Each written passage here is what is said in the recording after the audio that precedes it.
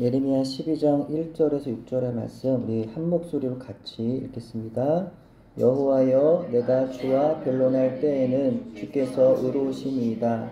그러나 내가 주께 질문하옵나니 악한 자의 길이 형통하며 반역한 자가 다 평안함은 무슨 까닭이니까? 주께서 그들을 심으심으로 그들이 뿌리가 박히고 장성하여 열매를 맺었거늘 그들의 입은 주께 가까우나 그들의 마음은 머니이다. 여호와여, 주께서 나를 아시고 나를 보시며 내 마음이 주를 향하여 어떠함을 감찰하시오니 양을 잡으려고 끌어냄과 같이 그들을 끌어내시되 죽일 날을 위하여 그들을 구별하옵소서.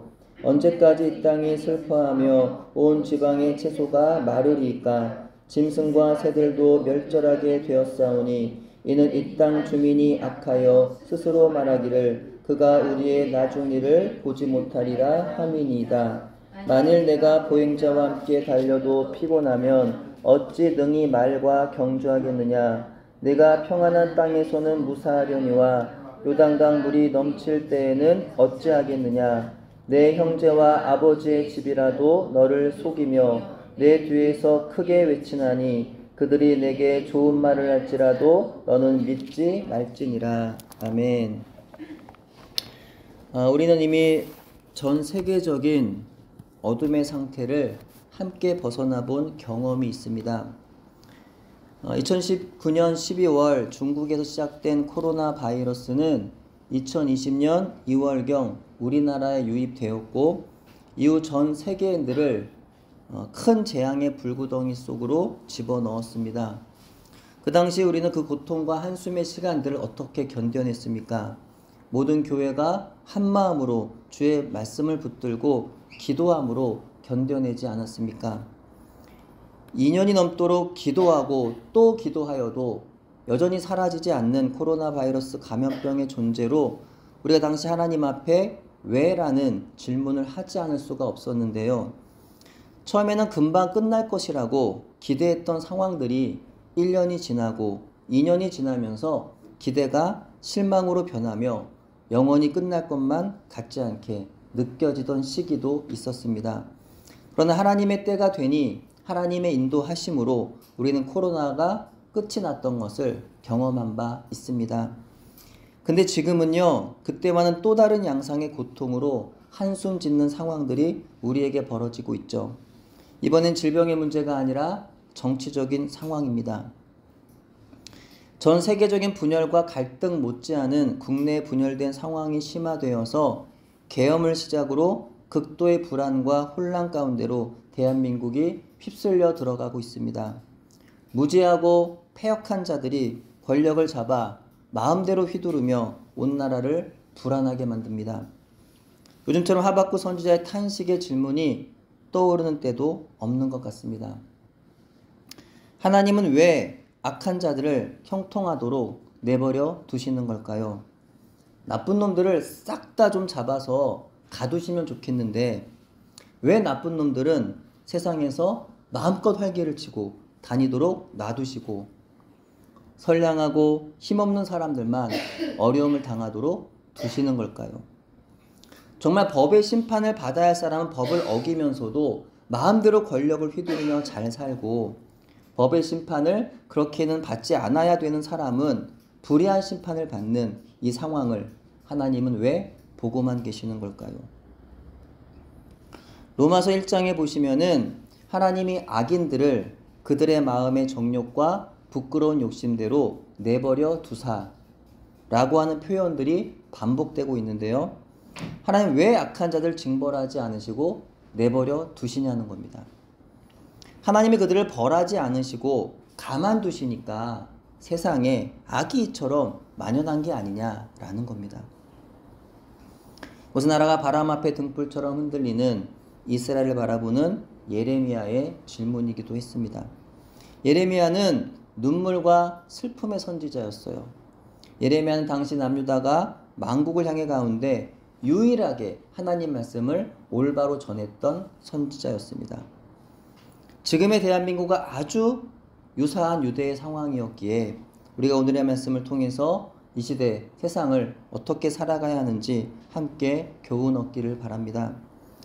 예레미야가 살던 시대에도 언제나 그랬듯이 위기를 위기라고 말하지 않던 사람들이 있었습니다.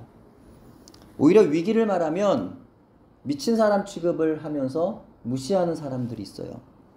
문제를 문제라고 말하고 잘못된 것을 잘못이라고 말하면 왜 불안을 조장하느냐고 말하는 사람들이 있어요. 불안을 조장하는 게 아니라 실제로 존재하고 있는 불안을 알리는 건데 왜 없는 불안을 만드느냐는 거죠. 그러면서 말합니다. 아니다. 괜찮다. 별일 없을 거다. 잘 될 거야. 이렇게 말해요. 이런 말들이 옳다면 참 다행이죠. 하지만 문제는요. 전혀 괜찮지가 않다는 겁니다. 모든 재앙에는 전조 증상이라는 것이 있습니다. 하일리의 법칙이라고 하여서 작은 사고들이 반복되는 것을 예민하게 반응하여 살피지 않으면 이후 큰 재앙 수준의 사고가 이어지게 됩니다. 우리가 흔히 알고 있는 여러 가지 큰 재앙들이 있잖아요. 사고들. 그런 것들은 이미 그 이전에 그 작은 어떤 사고들의 그 반복에 이어서 나오는 결과라고 합니다. 그래서 그런 작은 사고들을 예의주시하며 살폈다면 그런 큰 사고를 미연에 방지할 수가 있다는 거죠. 지진이나 해일 등의 재앙 이전에 동물이나 곤충들의 이상 행동들이 이어지기도 합니다. 또 큰 질병이 일어나기 전에는 자주 피곤함을 느낀다거나 갑자기 살이 빠진다거나 자주 어지럽고 두통이 이유 없이 막 길어진다거나 아니면 대소변 색깔이 이상하게 변한다거나 하는 그런 증상들이 나타납니다. 라운드업이라는 영화가 있습니다.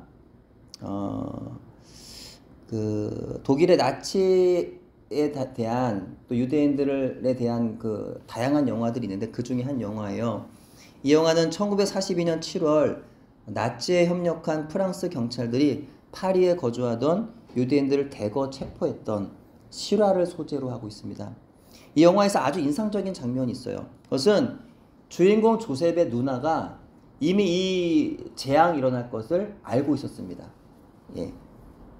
그녀가 이제 그 조셉의 누나가 평소에 그 라디오를 시청하고 있었는데 그 라디오에서는 그 전 세계적인 어떤 그런 이상 기류를 전하는 그런 내용들이 있었다는 거예요. 그래서 거기에서 이 라디오를 통하여 그 나치의 유대인 체포가 있을 것이라고 하는 그 경고를 듣게 됩니다.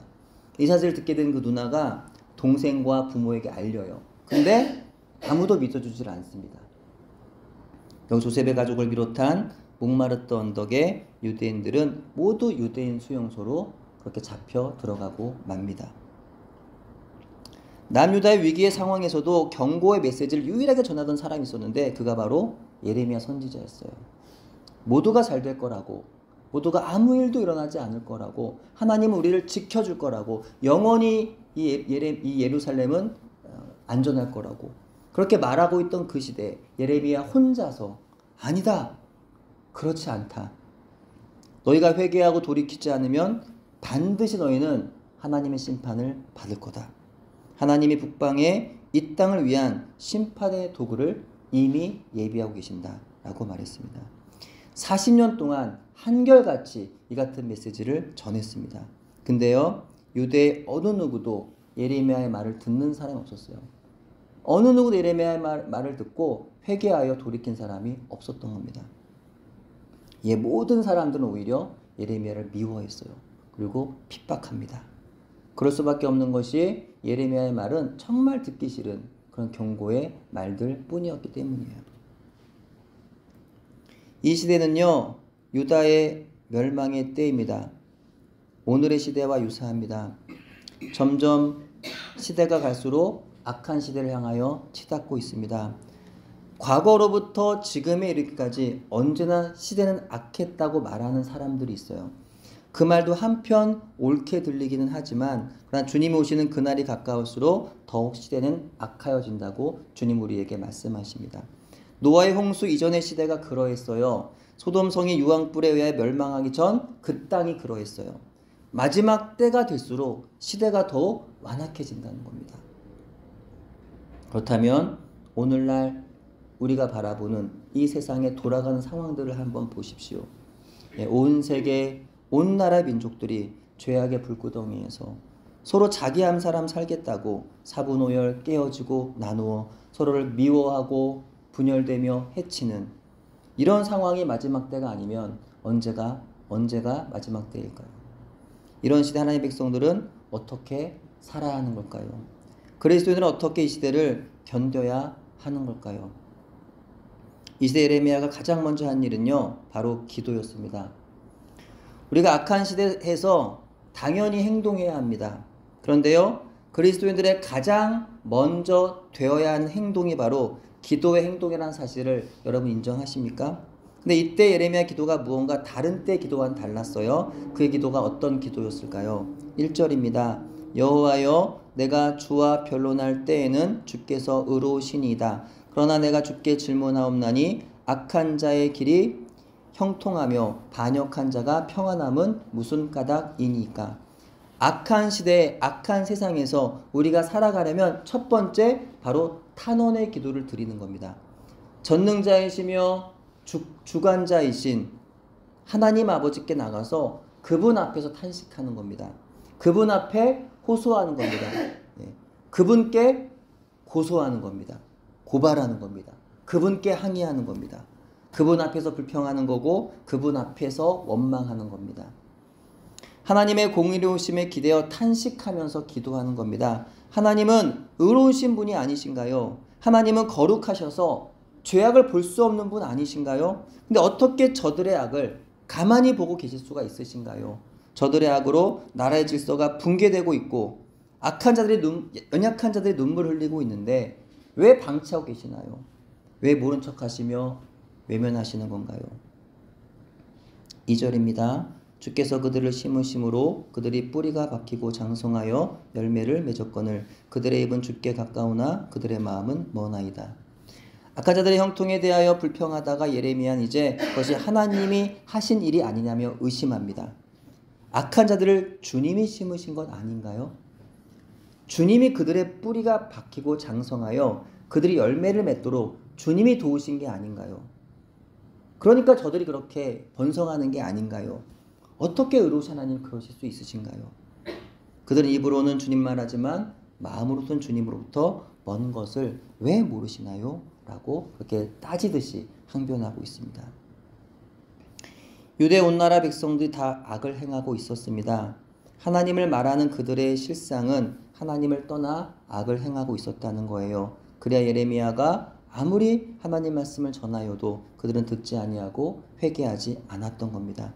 오히려 예레미야를 미워했고 죽이려 들었어요. 왕과 귀족들과 모든 백성들이 다 그러했습니다. 심지어 예레미야의 고향 사람들, 중학교 동창들, 초등학교 동창들, 고등학교 동창들, 이웃들, 어렸을 때부터 교제했던 이웃 형님들, 동생들, 그런 사람들이 한 가지로 다 예레미야를 미워하고 죽이려 드는 거예요.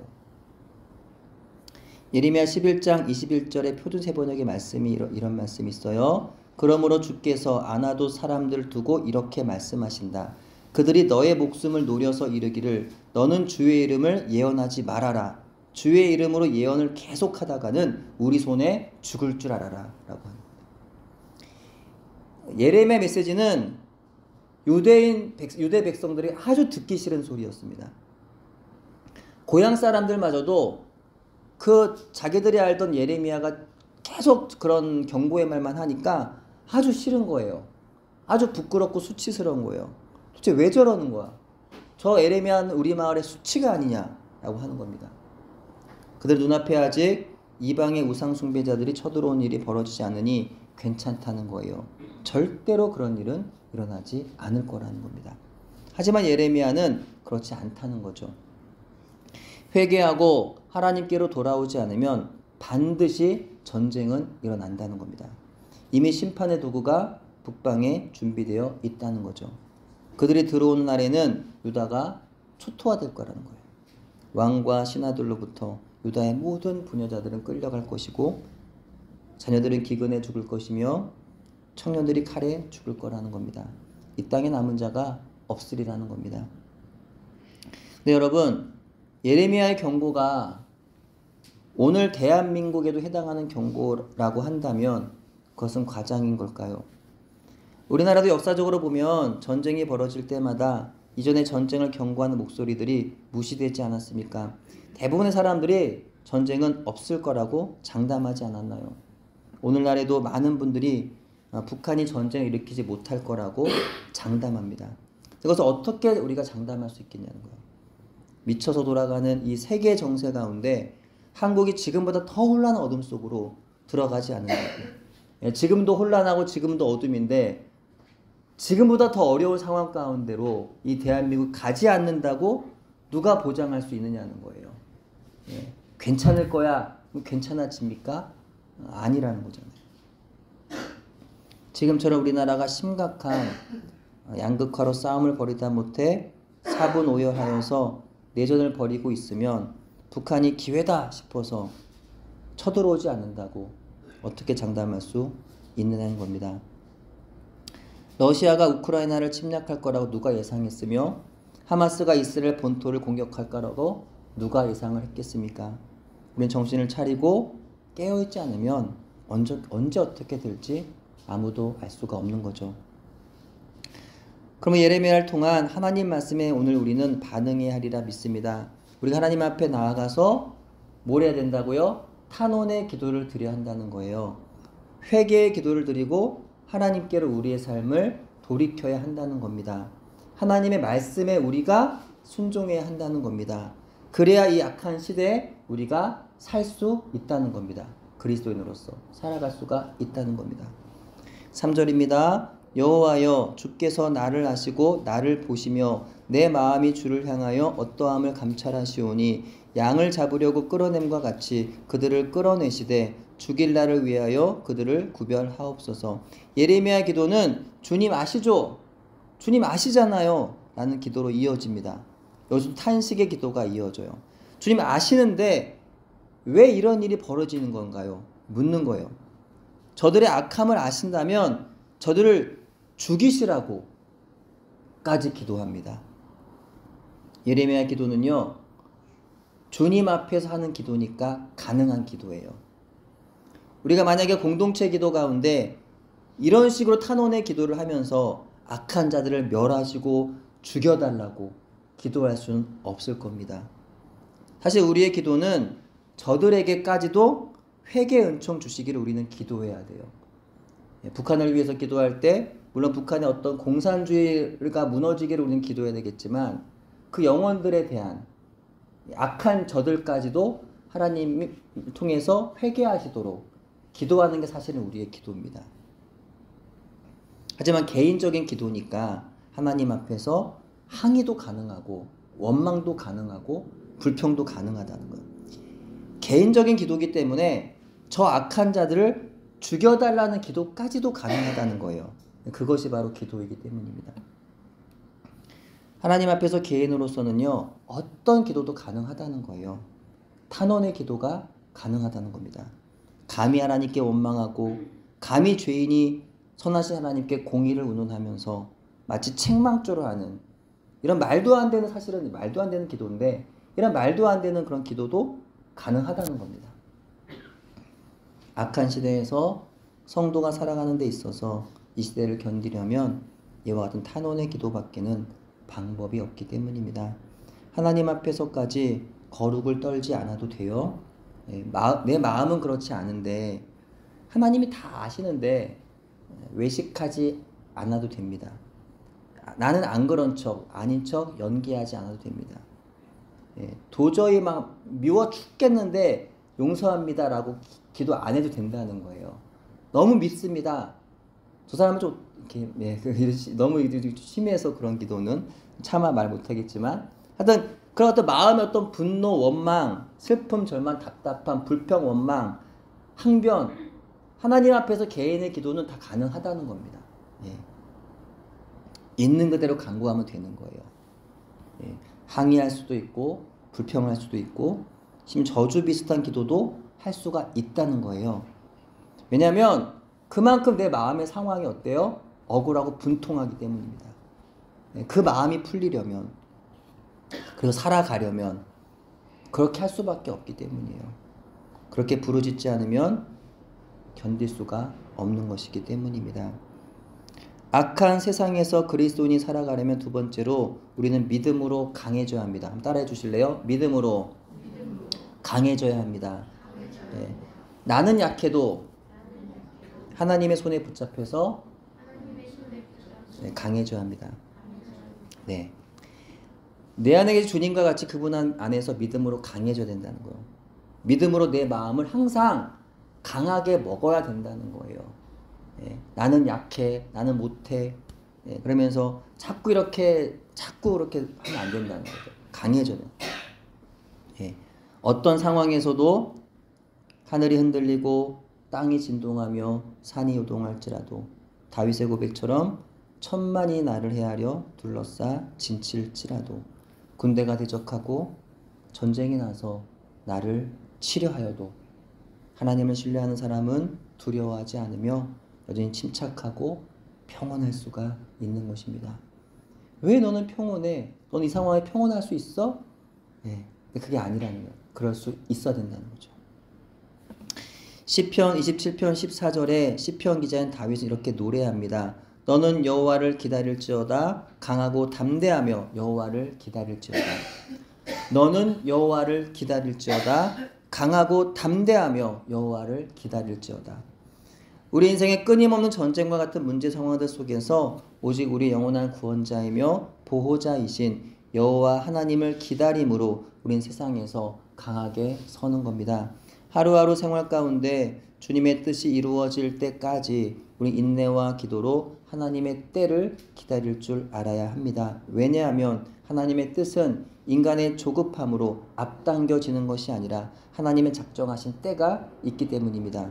우리는 그 때를 기다림으로 강해지는 겁니다. 물론 예레미야와 같이 하나님께 원망과 불평과 항의를 할 수도 있어요. 하지만 진짜 강한 믿음의 사람은 이해할 수 없는 상황에도 잠잠히 하나님을 신뢰함으로 기다리는 사람입니다. 5절입니다. 같이 읽을게요. 5절 시작. 만일 내가 보행자와 함께 달려도 피곤하면 어찌 능히 말과 경주하겠느냐. 내가 평안한 땅에서는 무사하려니와 요단강 물이 넘칠 때에는 어찌 하겠느냐. 아멘. 하나님 앞에서 원망과 불평을 내뱉는 예레미야 말을 들으신 하나님의 대답이세요. 예레미야 말에 대해 하나님은 그래 예레미야야 얼마나 힘들었니? 얼마나 화가 났었니? 그래 내가 너희를 건져줄게. 내가 악한 저들을 당장에 심판해줄게. 그렇게 말씀하지 않으셨어요. 왜냐하면 하나님은 예레미야가 더욱 강한 하나님의 사람으로 세워지기를 원하시기 때문입니다. 우리도 하나님 앞에 예레미야 같은 원망과 불평의 기도 할 수 있어요. 하나님 왜 이러세요? 너무 힘들어요. 도와주세요. 우리는 그렇게 기도할 수 있습니다. 근데요 10년이 지나도 20년이 돼도 이 기도만 계속한다면 문제잖아요. 신앙의 시간이 길어질수록 믿음이 자라야 됩니다. 그럼 기도도 바뀌어야 된다는 거죠. 우리 하나님의 군사로 사용하기 원하시는 하나님 앞에서 우리가 용사와 같은 기도도 할 수 있어야 된다는 거예요. 하나님 제가 힘들지만 주님의 도우심을 믿고 싸우겠습니다. 잘 견디겠습니다. 이기겠습니다. 지혜 주시고 능력 주세요. 그렇게 기도할 수 있어야 한다는 겁니다. 자, 하나님이 예레미야에게 이렇게 말씀하시는 거예요. 예레미야 너는 지금 지치고 힘들다고 말하고 있니? 근데 지금의 너의 상황은 사람과 달리기 하는 수준이란다. 보행자, 저 걷는 두 발 갖고 걸어다니는 저 사람과 지금 같이 걷는 그런 수준이란다. 앞으로 너는 말과 달려야 할 상황이 올 거란다. 그때를 준비하지 않겠니? 그 정도가 지쳤다고 말하느냐? 힘들다고 말하느냐? 친구들의 배신, 믿었던 목회자와 성도의 배신, 앞으로는 더 많이 당할 거란다. 넌 지금 악한 자들의 불의 때문에 힘들다고 말하느냐? 지금의 재앙이 크다고 여기느냐? 지금 평탄한 땅에서 걷는 수준이란다. 장차 요단강이 흘러넘쳐 물난리가 날 것이야. 지진과 해일이 덮칠 것이다. 더욱 심각한 불의와 크고 두려운 재앙이 임할 것이야. 그때를 준비하는 것이다. 하나님 예레미야에게 앞으로 점점 더 상황이 나빠질 거라고 말씀하세요. 절대로 세상을 좋게 해주겠다고 말씀하지 않습니다. 절대로 세상이 좋아질 거라고 말씀하지 않아요. 예. 그럼 세상이 과거보다 지금 좋아졌나요? 예, 점점 안 좋아지고 있죠. 예. 인터넷의 발달로 정보화 세상을 살아갑니다. 예. 많은 것들이 인터넷 때문에 편해진 세상이에요. 예. 자동차와 비행기로 어디든 갑니다. 예. 빌딩들, 뭐 호텔들, 뭐 백화점들, 예. 가는 곳마다 휘황찬란합니다. 정말 눈이 막 어지러울 정도로 너무나 아름답고 너무나 거대하고 너무나 멋진 것들이 우리 눈앞에 막 펼쳐집니다. 예. 스마트폰 하나로 못하는 게 없어요. AI와 인공지능의 시대입니다. 과학과 인류 문명이 좋아져요. 정말 좋아지는 게 맞나요? 학교에 보면은 반 아이들 학생들이 다 스마트폰만 쳐다보고 있습니다. 전부 다. 학생들만 그런가요? 어른아이 할 것 없이 다 스마트폰만 쳐다보고 있어요. 대화가 사라지죠. 지독한 개인주의가 사회가 되는데 큰 역할을 스마트폰이 하고 있는 게 아닌가라는 생각. AI와 인공지능이 사람을 편리하게 하는 데에서 나아가 사람을 위협하는 날이 올 겁니다. 6절입니다. 내 형제와 아버지의 집이라도 너를 속이며 내 뒤에서 크게 외치나니 그들이 내게 좋은 말을 할지라도 너는 믿지 말지니라. 진실이 사라지는 시대입니다. 진리가 사라지는 시대입니다. 점점 더 믿을 만한 사람을 찾아보기가 힘든 시대가 옵니다. 정말 세상 살아가기가 힘들어진 시대로 나아가는 거죠. 아무리 사람이 믿음의 대상이 아니라지만 사람을 믿지 못하면 어떻게 살 수가 있을까요? 네, 그런 말 하죠. 우리가 그 교회에서 흔히 많이 하는 말 중에 사람은 믿음의 대상이 아니라 사랑할 대상이다. 맞는 말이에요. 근데 한편으로는 사람을 안 믿고 또 어떻게 삽니까? 너무 힘들잖아요. 그런 생각 안 해보셨어요? 네. 그렇게 말은 하지만 어떻게 또 안 믿고 살아요? 어떻게 그 불안해서 어떻게 삽니까? 어떻게 사람들과 그런 마음을 열고 교제하며 살아갑니까? 네. 믿었던 사람에게서 배신당한 일이 어렵지 않게 생깁니다. 설마 네가 그럴 줄이야. 네가 나의 뒤통수를 칠 줄이야. 이런 일들이 생겨요. 이제 우리는요. 절대로 나를 배신하지 않을 사람이 있을 거라는 희망을 버려야 됩니다. 우리는 저 사람이 나를 절대로 배신하지 않을 것을 믿는 것이 아니라 저 사람을 하나님께서 믿을 만한 사람으로 만들어 가실 거라고 하는 사실을 믿어야 됩니다. 예. 동의하세요? 이 말에? 예. 따라서 비록 지금은 저 사람이 믿을 만하지 못하지만 장차 믿을 만한 사람이 될 거라고 기대하면서 저 사람을 사랑해야 합니다. 그것이 바로 그리스도인들이 사람을 대하는 올바른 자세가 아닌가 하는 생각을 해봅니다. 마태복음 24장에 보시면은 예수님께서 제자들의 질문에 대하여 주의 임하심과 세상 끝에 일어날 징조에 대해 대답해 주셨어요. 그날에는 많은 미혹이 있으니 주의하라 하셨습니다. 속이는 자들이 많을 것이고 속아 넘어가는 자들도 많을 겁니다. 심지어 자기를 그리스도라고 말하는 사람들도 나올 것입니다. 우리나라에도 자칭 예수, 자칭 메시아가 많아요. 그들에게 얼마나 많은 사람들이 속아 넘어가고 있나요? 예. 안 배워서 무지해서 넘어가는 게 아니라 정말 엄청난 그런 학자들, 엄청난 그런 어떤 지식인들이 다 넘어갑니다. 젊은이들이 다 넘어갑니다. 갈수록 복음이 아닌 거짓에 미혹되는 사람들이 많을 겁니다. 신비하고 이상한 경험에 미혹되는 사람도 많을 겁니다. 따라서 각별히 주의할 것은 많은 사람들이 간다고 거기에 좋은 것이 있는 것은 아니라는 사실을 기억해야 합니다. 오히려 마지막 때가 가까울수록 많은 사람들이 가는 곳을 경계해야 될 것 같아요. 이 시대에 미혹되지 않으려면 무엇보다 사람의 말이 아닌 하나님 말씀에 굳게 서야 하는 줄로 믿습니다. 그날에는 민족이 민족을 대적하고 나라가 나라를 대적할 것입니다. 곳곳에 기근과 지진이 일어날 것입니다. 서로를 잡아서 적들에게 넘겨주고 서로 미워할 것입니다. 불법이 성하고 사랑이 식을 겁니다. 하지만 그것이 끝이 아니라 재난의 시작이라고 주님 말씀하셨습니다. 그리고 끝까지 이 모든 것들을 견디는 자들에게 구원이 임한다는 겁니다. 끝까지 견디면 구원을 얻지만 이 말은 뭐예요? 반대로 끝까지 견디지 못하면 구원이 임하지 않는다는 거예요. 죄악의 불구덩이로 들어갈 수밖에 없다는 겁니다. 예수님을 믿으면 그것으로 끝이 아니라는 거죠. 구원이 보장된 것이 아닙니다. 그러면 좋지만 세상이 가만두지 않아요. 악한 사단이 가만두지 않아요. 자기를 위해 예비된 지옥으로 사람들 하나라도 더 끌고 가려고 우는 사자와 같이 사탄 우리를 끝까지 미혹하고 시험할 것입니다. 끝까지 그러므로 정신을 차려야 되겠죠. 끝까지 깨어 있어야 합니다.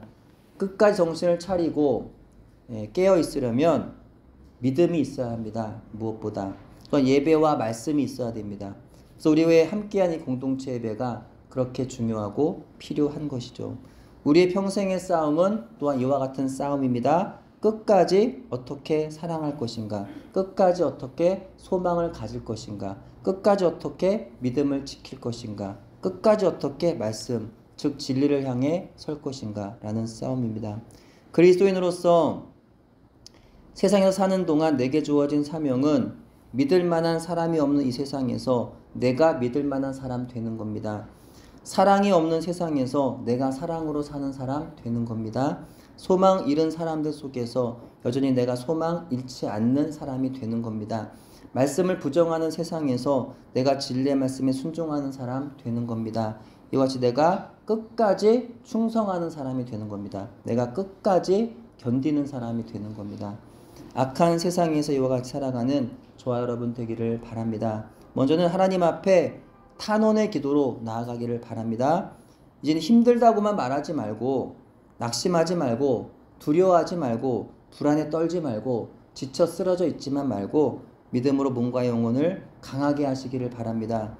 끝까지 믿음으로 끝까지 소망 잃지 말고 끝까지 사랑하면서 끝까지 진리의 말씀 위하여 선한 싸움을 싸우며 끝까지 견디는 저와 여러분 되기를 간절히 소원합니다. 네, 기도하겠습니다.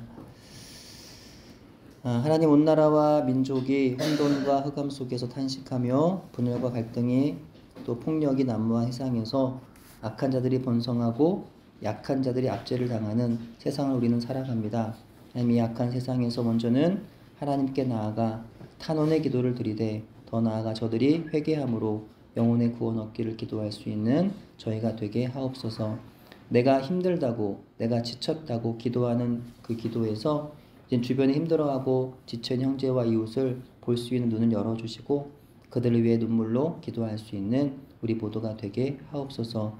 무엇보다 악한 세상에서 믿음을 강하게 하여 주시고 주님 허락하신 빛의 사명을 끝까지 잘 감당할 수 있는 저희 모두가 되게 하옵소서. 예수님 이름으로 기도합니다. 아멘.